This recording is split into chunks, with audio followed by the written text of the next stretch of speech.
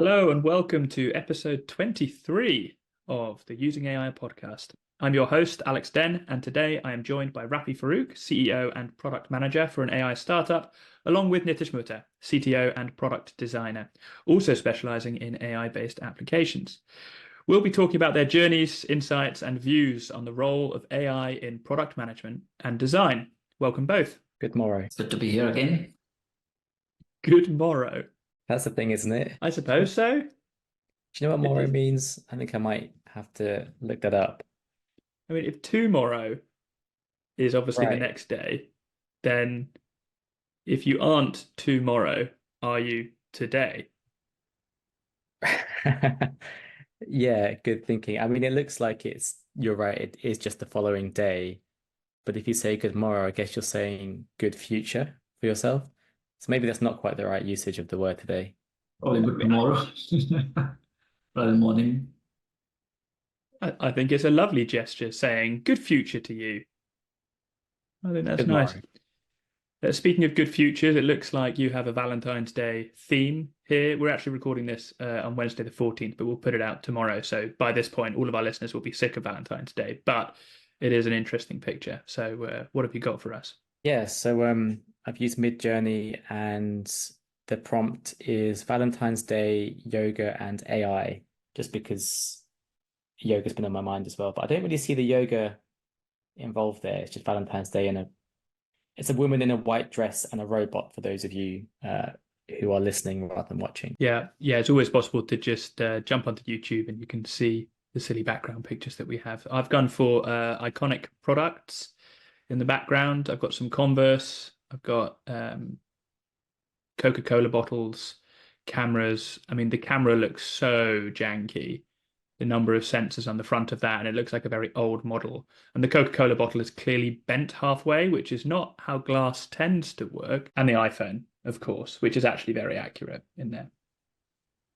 How about you, Nitish? What have you got?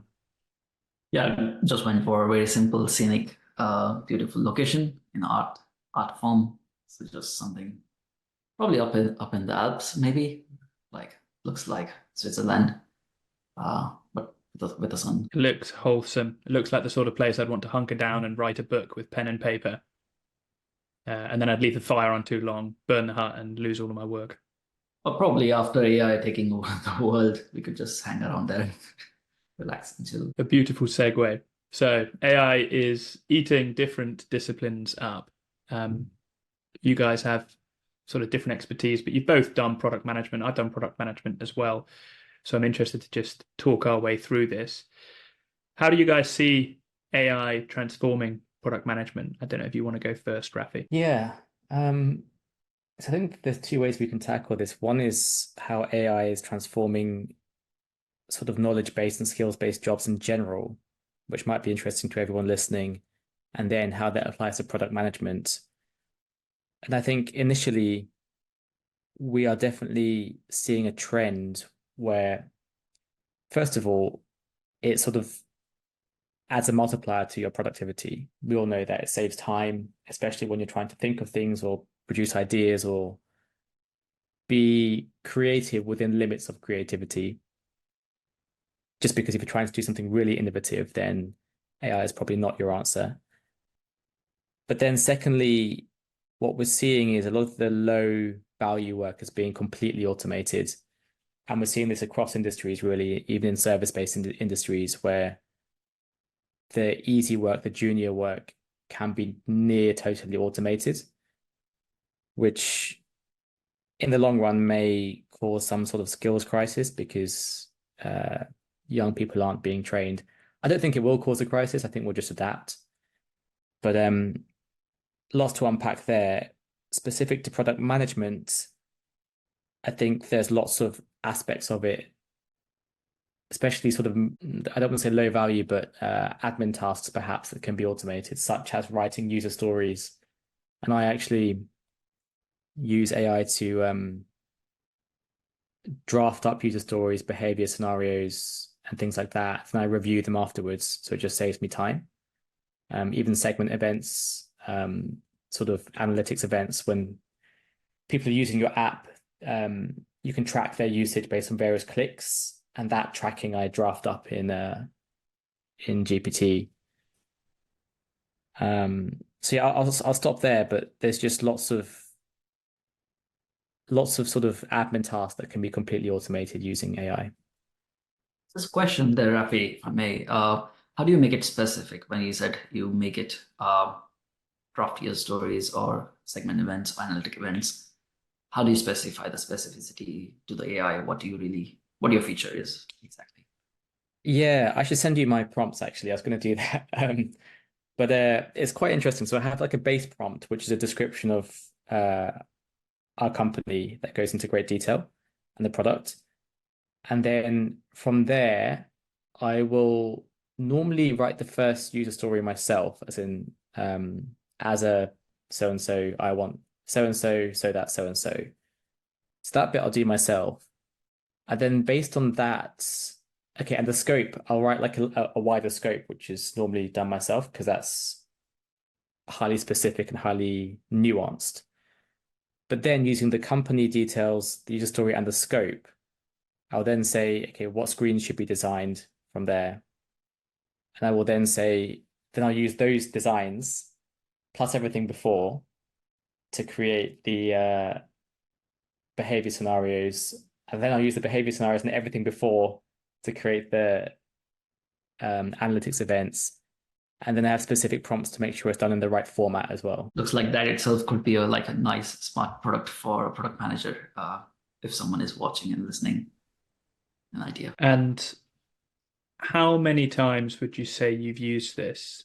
And are you making many changes to still improve it to this day? Or you think you sort of like nailed it the first time and you haven't had to make many changes since? I use it for all user stories, and it took a bit of iteration to get it right, especially to get it in the format that we desire.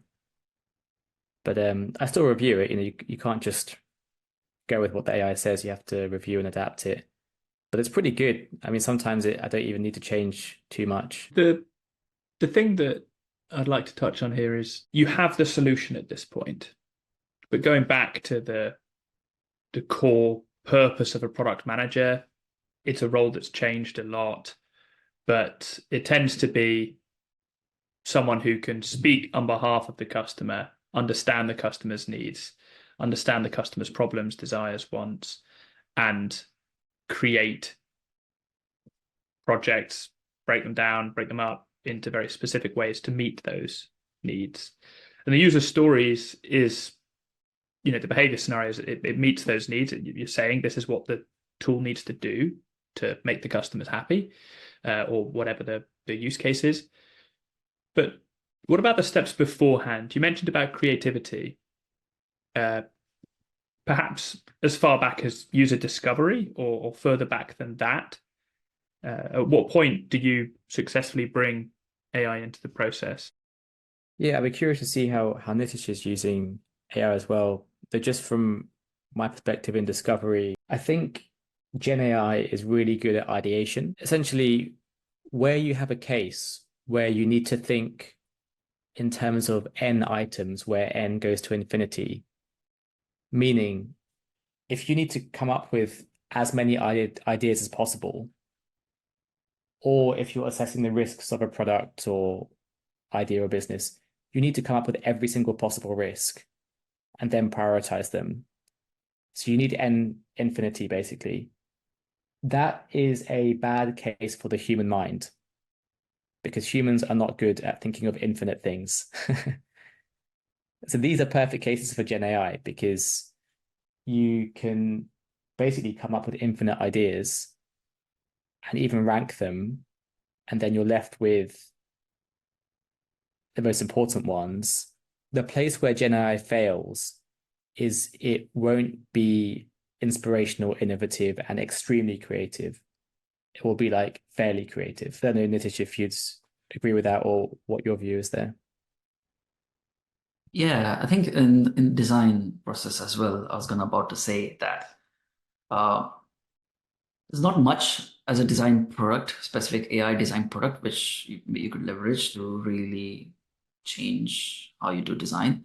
But mostly the way how I have been using AI is exactly that exploration stage to really explore and ideate wide scope points to front load all possible scenarios maybe you cannot think of in a short period of time.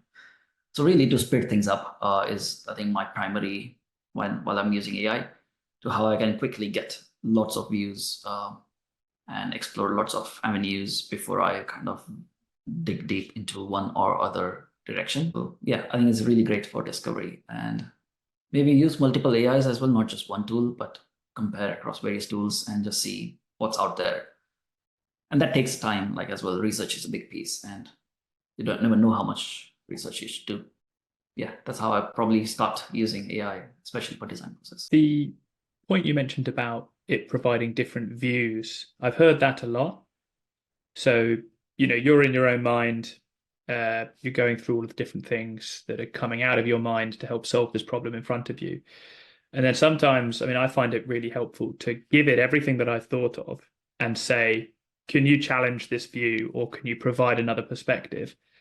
And without needing to use anybody else's time, you've actually managed to get someone to, help you sort of build a better set of guidelines or guardrails for the process of thinking. And it might, sometimes it does change my direction, or it sends me on the next chain of thought. Because you've usually completed one chain of thought when you've got things you want to give the AI, and then it does sort of send you on your way to keep thinking.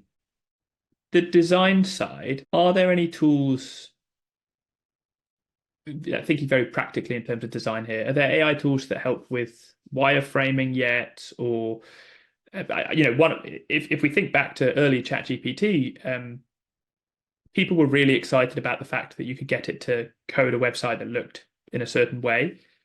I don't think I've seen as much of that, on Twitter and everywhere else since. But it was sold as one of the things that AI could do really effectively. Yeah, I think towards your points about what are different tools available for design, I categorize them in like various, because design is very vast, out of which one is product design, but also want to cover a bit more vast area on design. Like there is graphic creation, there is wireframing or product design, as you said. There's some low-level task probably you would want to do with help of AI. There's like quick creation of a brainstorm or user flow type things, and maybe image generation, video generation as well. So currently, to your point, back to your point, yeah, I've not seen so many apps or use cases, practical use cases, which can, with just a prompt, can create wireframe out of the box for you. Until recently, just a few days ago, I came across this company called Galileo AI, which is trying to do that, where there's just this chat interface where you can just input your requirement, and then they will follow up with some further questions to you to get more out of your exact need. And it actually generates good high fidelity wireframes for you, like for some options for you, as good as like what you could probably get on Dribble.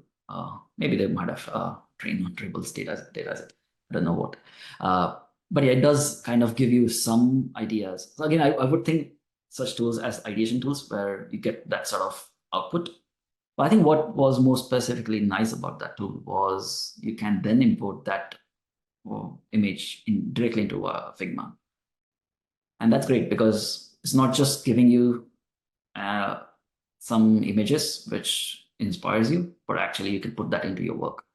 So yeah, with more clever prompting, I guess you could generate more low-level components, I guess, and very quickly get things ready to use in Figma, thus cutting down a lot of design time for you. So that's just like on the user wireframe side.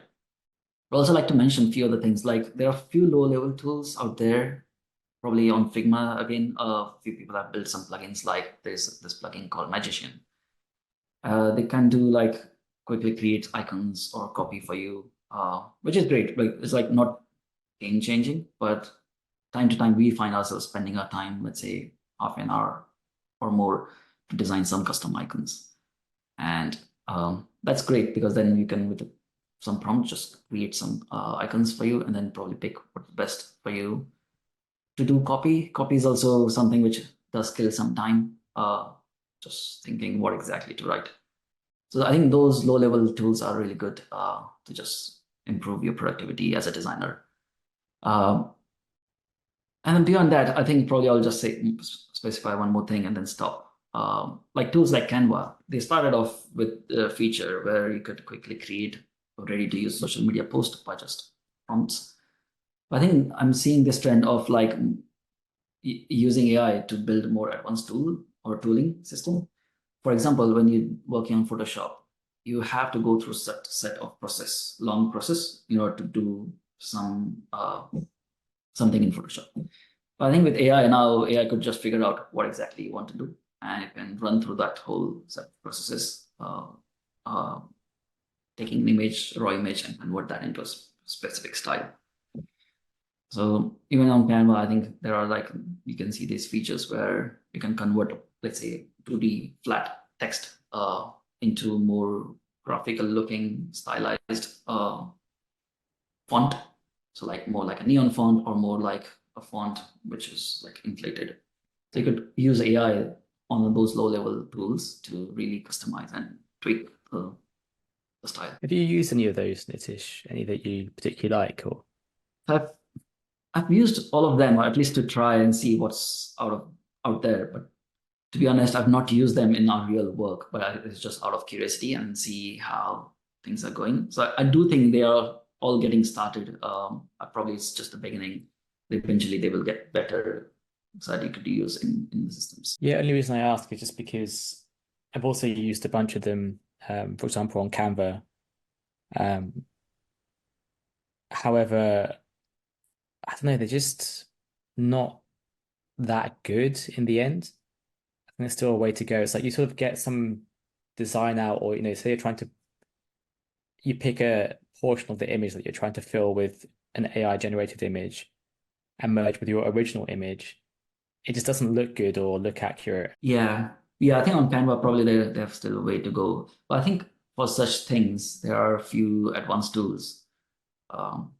Like I think Midjourney is trying to do that in their product, but there are stable diffusion models for advanced users. They could probably have their own stable diffusion models created in something called Comfy UI, and they can use a specific model called Control Net, which I find very powerful because you could take a source image, write some prompt how you want to modify that particular image, and in very controlled manner, it actually applies that change to your original image. So I think that's really great because think of applications like probably modeling, like where you have a model's standard image and you want to add some products on that model to like wear a dress or wear some jewelry, or maybe with that model you want to like augment some products and create various angles or various image to apply in different places for branding. I think those sort of applications with like allowing you to modify the existing image in a specific controlled manner, and those tools are getting better and better. I've seen good promise in that. Yeah, it's also there for video. I'm trying out in my spare time a lot of AI video apps. Haven't yet found one that I like lots, but I'm seeing some features like being able to change an item that's moving through the video with AI, or like there's a lot around changing the way people look throughout the video, giving them certain clothing or styles and things. Yeah, it seems okay, but mostly a bit gimmicky at the moment. Yeah, but I think that's where I see more promise, like more like allowing tooling, AI-based tools to allow you to do certain complex process with just a click of a button or a prompt. Because so far, all of us are like in Photoshop or After Effects, we were doing this manually, and all of that could be automated with AI. I think that seems to be more promising, at least in immediate. Just going to do something that we don't usually do, but I figure is quite fun to try. I'm going to share my screen and show the output of having a go with Galileo. So are you guys able to see that? Yeah. Okay, so what I've asked for is Wikipedia-esque category listing page with a language and country selector, with sort of 2/3 main area, 1/3 side with guidance and further information. Like, to be honest, it's a terrible brief, and I'm aware of that.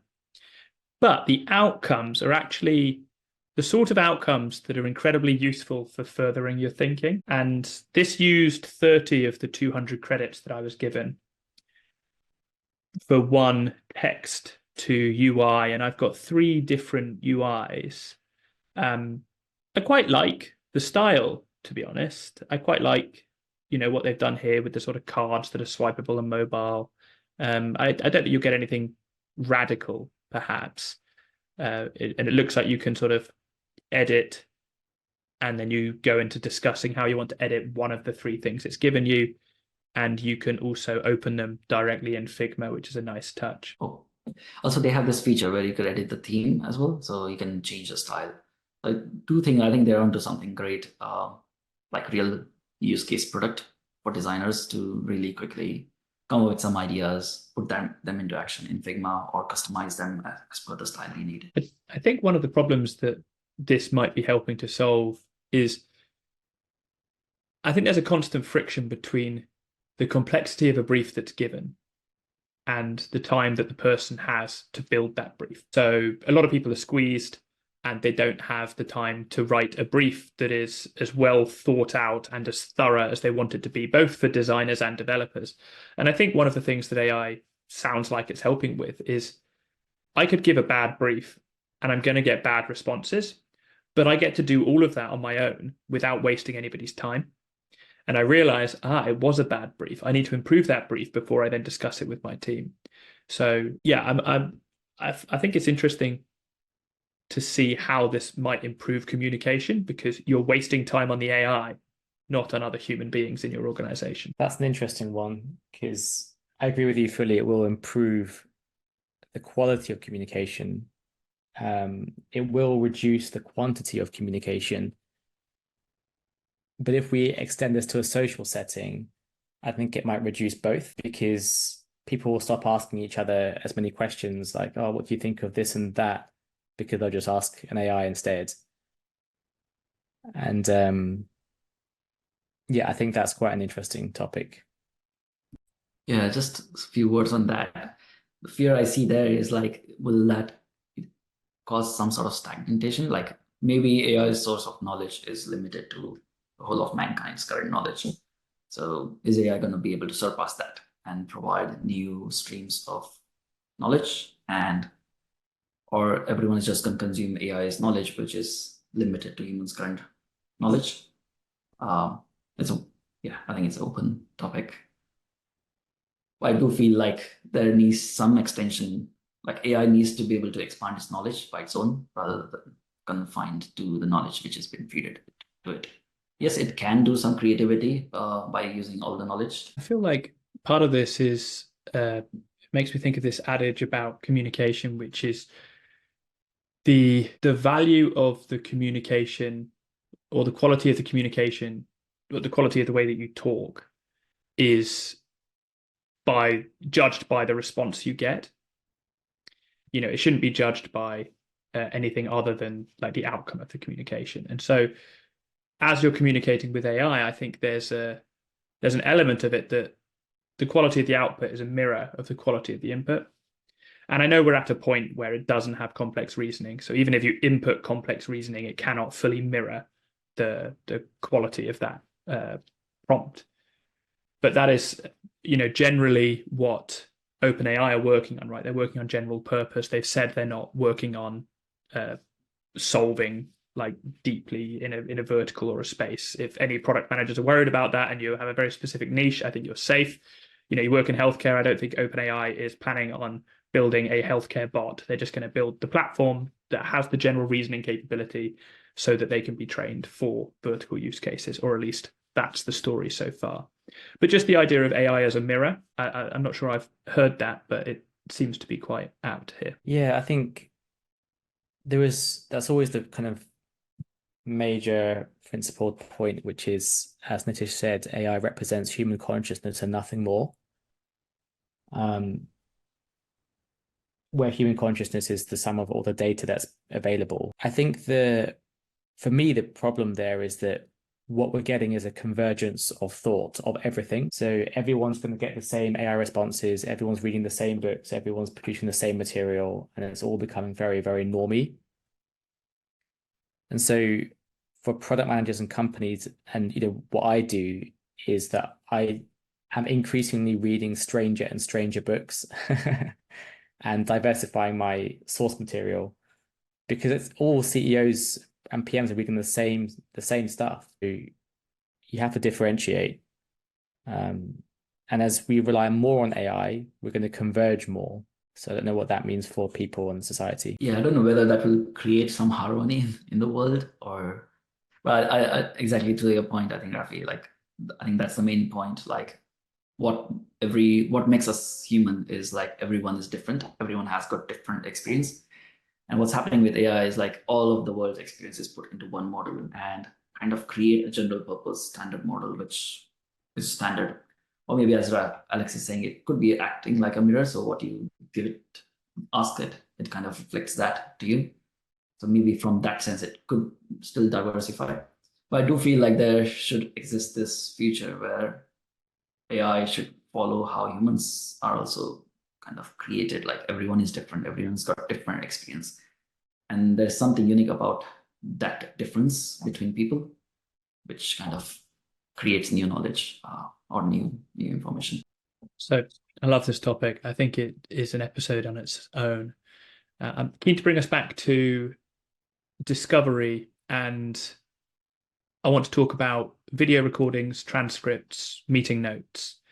Very much part of the day-to-day of a product manager, bringing all your stakeholders together, discussing what needs to be done, having action points, going away, holding people to account. And then I'm also thinking user research, customer discovery, tagging those meetings, pulling those together so that they're synthesized and you have customer insights, not just one person's opinion, but actually half of the people you speak to mentioned this. So maybe if your product did that, they would be happier. Have you guys had any major wins with either of those?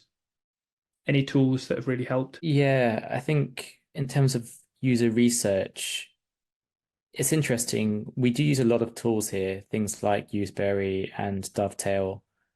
Useberry for the quantitative research sides and or I should say automated, and Dovetail for the qualitative user interview side. That said, neither of those I think have done that well with adopting AI. So I'd be curious if Nitish knows others, but I have done some research. So my specific problem as a PM is the biggest time sink is tagging user interviews and drawing insights from those. And so I've slipped a bit on that recently in recent times. And it's really a perfect task for Gen AI because, and in fact, it's much better that an AI does it than a human does it because a human could be biased in the way they tag things. And I've seen that before in different PMs and myself as well. So I know that Dovetail is working on an AI feature to do exactly this. And there's a funny conversation on, I don't know if I'm able to reveal all of this, but I'm just going to anyway, on their Slack where people were saying, oh, but that's the important work of a human of tagging the interviews because that's how the PM learns and makes decisions about what the customer's thinking. And someone responded, they can still do that, or the AI can automate it. But yeah, those are interesting discussion points. Yeah, I think I've never used anything yet for design process here because I think it's just you need a kind of workflow to kind of put all that information in and then draw analysis. So I think the closest we have used is Dovetail itself, as Rafie was saying. I was just checking their website. They do have now recently launched new features like summarize and sentiment analysis. So it would be great to see how it could change the time we put in to tag those things, and maybe does it give better insights as compared to what we as humans were able to draw. I think worth giving a try. Well, what would you guys say are the best platforms for hacking your way through some of these use cases? So say, for example, because I have a spreadsheet that has user interviews, and for each question I have each customer's response. I know I could do it in Dovetail, but then I never get around to tagging them. Exactly the same problem that Rafie is mentioning. And it's important work, but it often feels non-urgent, so it just slips. But if I wanted to integrate a 5-minute process at the end of each interview that took all of my notes and grouped them. And I didn't want to use a SaaS tool that's on the market. I wanted to just use an LLM and maybe export a CSV, take out any sensitive information before I put it in, perhaps. How would you guys go about that? And we don't need to use that example, but just, like Rafie, with your user stories, an event tracking recommendations and all of that being combined in one thread, and you've got a preset that starts with, you've got a process you follow. When do you tilt from a pain point into, I'm just going to figure out how I can hack my way through this with some AI tools? Yeah, it's funny you say that. I literally, the last few months, I've been thinking about just building that user interview tagging flow just to sort it out. But I think, if you wait long enough and people will build it. There is another startup that has built it, actually. I was trialing them, but I stopped trialing them just because Dovetail are building the feature. I'll try and find their name in a bit and get back to us here. But I was actually thinking you could use Genie, because our AI is capable of, I know we're generally, for the viewers, we try not to talk about our company to keep the podcast relevant and interesting to you guys.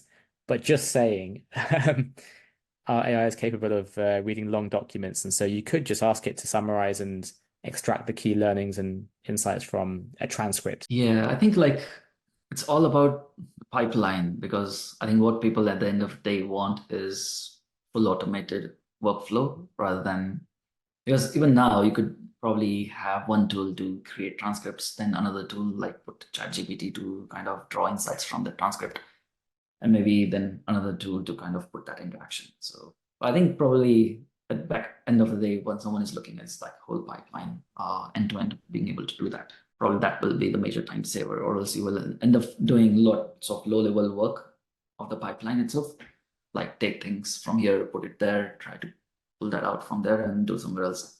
So probably then you're not doing the high quality work, but end up doing if one product which can solve that whole end to end workflow, it's probably Dovetail is probably on that path. Any other tools or notable mentions? Otherwise, I think we can begin to wrap up. I mean, it's a big area. Product management is such a big space. Do you think we're going to need more senior or more junior product managers, given that we're all becoming more capable with these tools? I mean, the whole theory that people are giving is that AI is pushing humans to further levels of abstraction, meaning if you're doing a very specific task, AI will take that over and you'll be pushed to the more higher level sort of thinking, creative, strategic role within the previous role. And so we keep getting pushed to these higher levels of abstraction and work.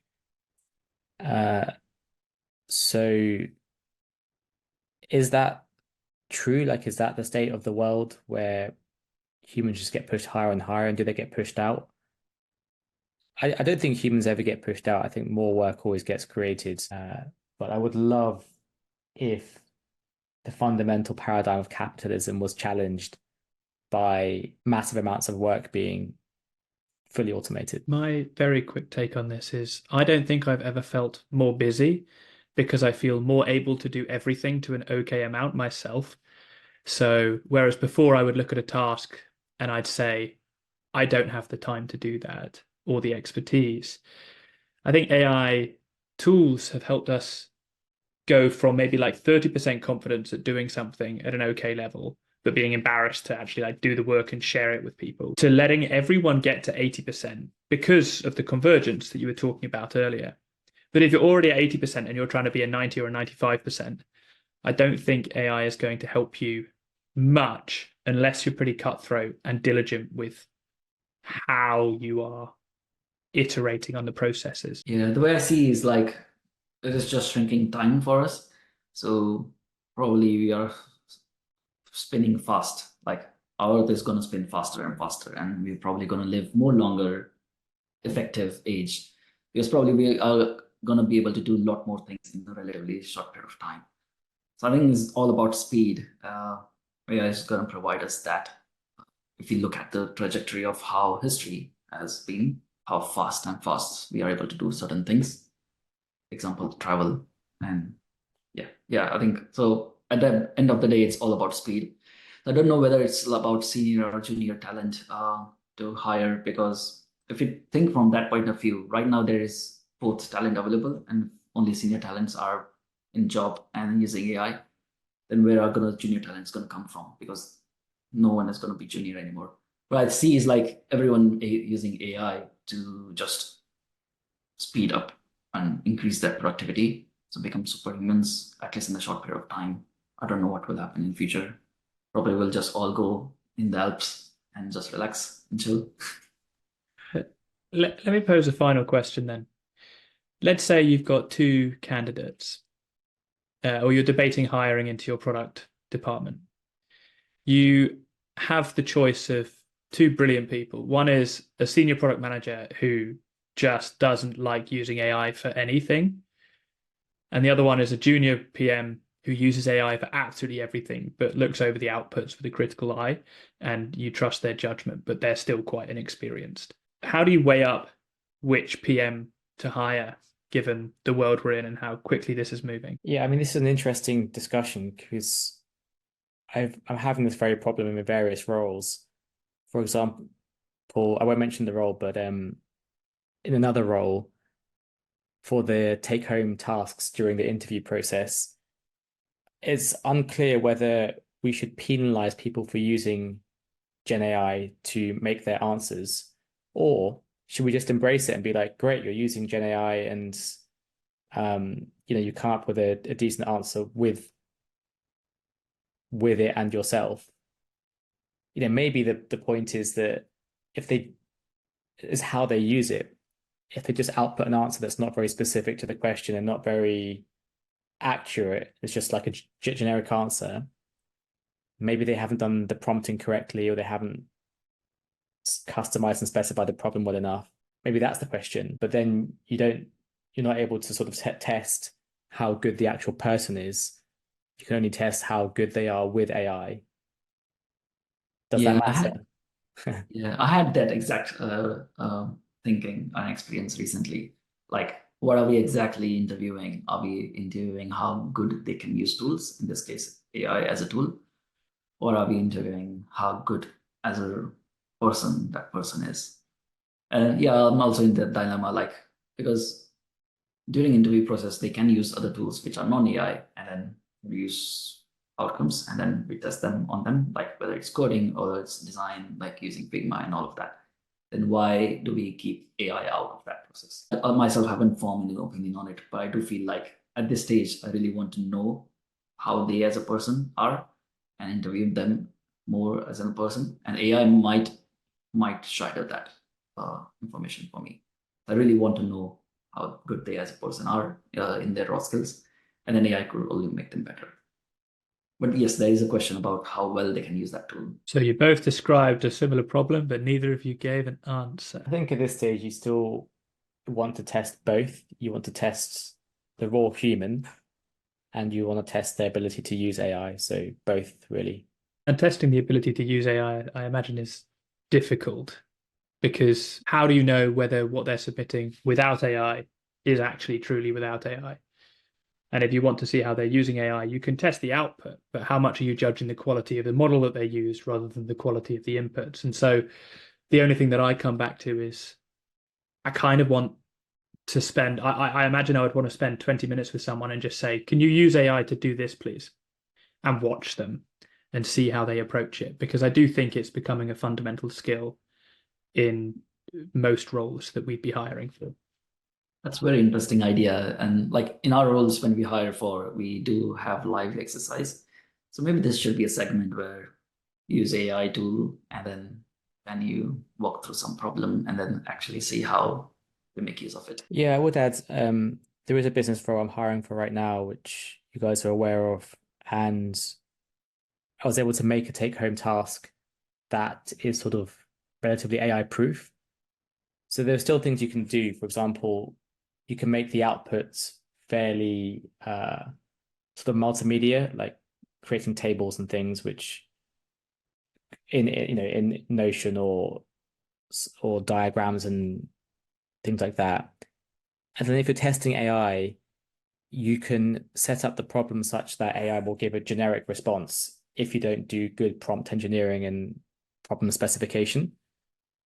And so you'll see who has the intelligence and knowledge to really stretch the AI rather than those that create a generic answer from it.